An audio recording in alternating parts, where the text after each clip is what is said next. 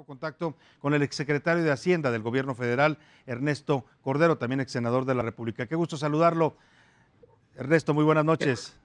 qué tal, Salvador? Gusto saludarte. Muy buenas Un noches. gusto verlo y saludarlo. Pues, ¿cómo ve estos anuncios, estos programas? Es la segunda vez que el presidente presenta un programa para atender la emergencia económica.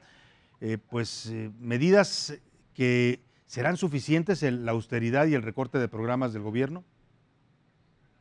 Me parece que no, Salvador, no van a ser suficientes. Y no solo eso, me parece que van hasta en la dirección contraria. Uno de los puntos que habla de, pues casi cortar 500,000 millones de pesos en la partida de materiales y suministros, pues son las compras que hace el gobierno federal, y esas compras son pues a pequeños y medianos empresarios y empresas establecidas en México, Ujú. y es precisamente lo que necesitamos cuidar las fuentes de empleo, necesitamos, bueno, pues así como tenemos que salvar el mayor número de vidas posibles por el tema del COVID-19, también tenemos que salvar, pues ahora sí que la vida del mayor número de empresas. Entonces me parece que, por ejemplo, esas medidas van en el sentido contrario. La reducción de los sueldos de los funcionarios públicos, y bueno, se habla de los altos funcionarios, pero estás metiendo ahí a subdirectores. Ujú. Y bueno, yo le tengo un gran cariño a mis ex compañeros de trabajo, muchos de ellos fueron mis compañeros, Ujú. y créeme que no están en una posición de gran holgura, y que les quites el aguinaldo y que les reduzcas el sueldo, pues también son familias pues que la ven difícil para salir adelante, y Ujú. bueno, me parece que tampoco va en la dirección correcta esa medida. Claro. Secretario de la austeridad, digo, uno no puede estar en contra de que el gobierno sea austero y recorte gastos insuficientes, pero la pregunta es, ¿por qué solamente se recortan, es decir, todo menos los programas y las obras de la 4T? ¿Es válido el criterio de decir solamente lo que a mí me interesa se mantiene y lo que no le recorto recursos? Tienes toda la razón, Salvador, y sobre todo que muchos de los programas que son del interés del presidente son programas que ni tienen reglas de operación, ni tienen evaluaciones, y básicamente pues no pasan costo-beneficio, pues ahora sí que ni de risa ni de broma. Ujú. Tenemos el Tren Maya, tenemos la refinería de Dos Bocas, que es causante en buena medida de los problemas en los que está metido Pemex Claro. y de la degradación de su calidad crediticia, y sin embargo pues vamos a seguir invirtiendo en él. Ayer nos enteramos de que le van a dar un subsidio de 65,000 millones de pesos a Sí. Pemex. La verdad me parece que seguimos destinándole dinero bueno a un barril sin fondo, Ujú. cuando el problema es que, mira, todavía cuando cancelaron el aeropuerto y decidieron volverlo a pagar, dices, bueno, ¿no? Es Ujú. un gravísimo error, Sí. pero bueno, no estábamos en la situación tan precaria como estamos en este momento. En este momento no nos podemos dar el lujo de Claro. desperdiciar un solo peso pues a un programa que no tenga rentabilidad social. Ahora, el tema este de la deuda, que ha sido el presidente muy insistente en que él no se va a endeudar, a pesar de que se lo han pedido incluso empresarios, le han dicho, presidente, recurra al déficit, estamos en un momento de emergencia mundial. Y esto que hace hoy el secretario de Hacienda, esta colocación de bonos, usted fue titular de Hacienda y emitió algunas de estas colocaciones, ¿no es una forma de deuda también? No, desde luego que sí, y lo que hay que esperar es al final del año a ver si el endeudamiento neto del país cumple con lo aprobado en el paquete aprobado por el Congreso a finales del año pasado. Yo creo que hay que esperar a ver si efectivamente nos endeudamos más de lo que estaba autorizado. Lo que sí me da la impresión es que la tasa a la cual se colocó el papel mexicano, pues son cerca de 500 puntos base de diferencial con respecto a la tasa libre de riesgo en Estados Unidos, y son 500 puntos base en dólares. Me parece, pues sí, estamos pagando una sobreprima enorme Ujú. porque nos presten.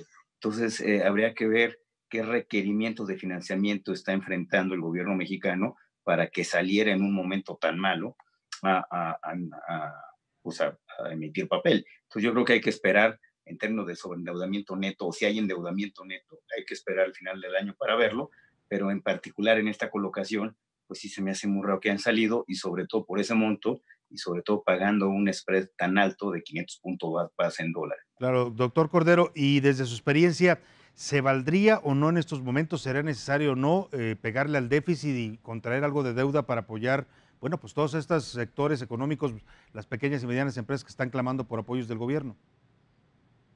Mira, definitivamente sí. El problema es que para pues endeudarte, para emitir deuda, para aumentar el déficit, se necesita básicamente dos condiciones o una condición muy clara para que esto funcione.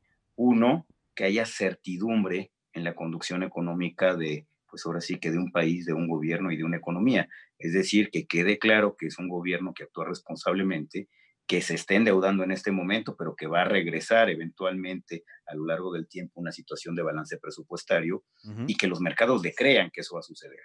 Y para que eso suceda, pues bueno, necesitas una conducción económica creíble y segundo, que sea creíble que tus ingresos van a aumentar a lo largo del tiempo para poder pagar esta deuda. Y el grave problema de la economía mexicana, el primero, pues, es que pues, no hay ninguna credibilidad con respecto a la conducción económica. Y segundo, pues que no queda claro de dónde vamos a sacar esos ingresos para pagar. Ujú. La recesión económica se ve profunda, se ve larga y eso va a impactar los ingresos del gobierno y bueno, pues también los ingresos petroleros que si bien venían decayendo, pues bueno, ahora son inexistentes en la parte de los ingresos que tiene el gobierno. Entonces, sí, sus fuentes de ingreso estructurales se están viendo debilitadas, Ujú. tienen, pues no se ve creíble que vayan a aumentar en el mediano y en el largo plazo. Y bueno, pues entonces sí, el incurrir a un déficit, pues también se ve complicado en las situaciones de la economía mexicana. Ahora, si tú me dices que es necesario, sí es necesario y es necesario un paquete muy agresivo, un paquete muy incluyente, un paquete muy amplio para poder salvar el mayor número de empresas mexicanas y poder poner de pie la economía mexicana Si en le los hubiera próximos tocado a años. usted estar en esta situación en la Secretaría de Hacienda, ¿lo hubiera hecho? ¿Hubiera recurrido al déficit desde su visión? Bueno, me tocó una situación similar, la crisis del 2009, 2009. que en ese momento era la mayor crisis que había enfrentado pues, la humanidad en los años recientes, Sí. y también me tocó la crisis de la influenza en el 2009. Y bueno, pues sí, recurrimos a un endeudamiento adicional de medio punto del PIB para tener un programa de política contracíclica que Ujú. nos permitió preservar fuentes de empleo y permitió que México para el año 2010 fuera la economía que más rápido se recuperó en el mundo.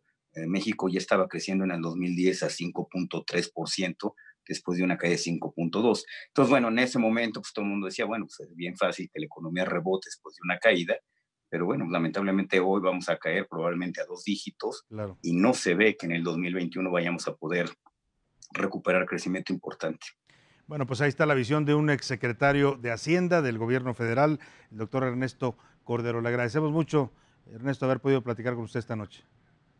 Igualmente, Salvador, te Gracias. mando un saludo y cuídense todos. Gracias Gracias. igualmente también.